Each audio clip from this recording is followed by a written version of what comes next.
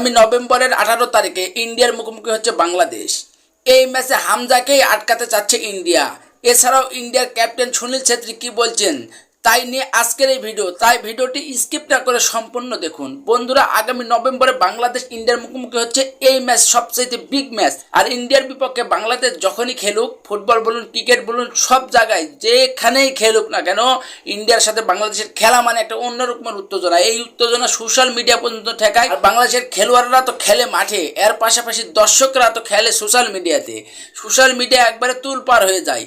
তো এরই জবাবে আগামী নভেম্বরে বাংলাদেশ ইন্ডিয়ার মুখোমুখি হচ্ছে, যেখানে ইন্ডিয়ারা বাংলাদেশে এসে খেলবে। যেখানে ইন্ডিয়ার অধিনায়ক সুনীল ছেত্রী বলছে আমরা বাংলাদেশকে হারানোর মতন ক্ষমতা রাখি। তো বাংলাদেশকে যদি সুনীল ছেত্রীরা হারানোর মতন ক্ষমতা রাখে, তাহলে বাংলাদেশ দল তো একেবারেই থেমে থাকবে না। বাংলাদেশ দলও কিন্তু দারুণ ফর্মে রয়েছে। তারা হংকংয়ের দেশের মাটিতে হংকংয়ের সঙ্গে 1-1 ব্যবধানে ড্র করেছে। আর হংকং কিন্তু বাংলাদেশ এবং ইন্ডিয়ার চেয়েও ভালো দল।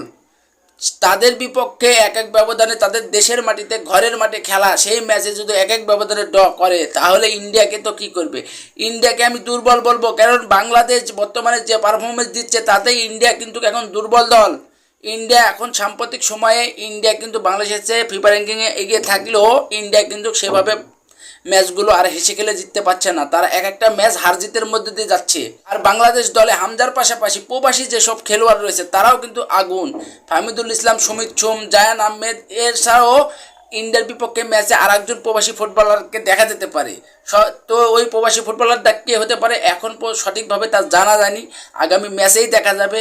আর ইন্ডিয়াকে তো কোনো রকমের ছাড় দেবে না বাংলাদেশ, এটা নিশ্চিতভাবে বলা যাচ্ছে। কারণ বাংলাদেশ দারুণ সময় পার করছে ফুটবলে। বিশেষ করে ফুটবলে বাংলাদেশ যে সময়টা পার করছে, তাতে এভাবে যদি বাংলাদেশ কয়েক বছর ভালোভাবে খেলে যেতে পারে, তাহলে এশিয়ার মধ্যে একটা ভালো একটা নিজেদের জায়গা তৈরি করে ফেলবে, এটা নিশ্চিতভাবে বলা যায়। তো দেখা যাক আগামী নভেম্বরে বিগ ম্যাচে বাংলাদেশ ইন্ডিয়াকে হারাতে পারে কিনা।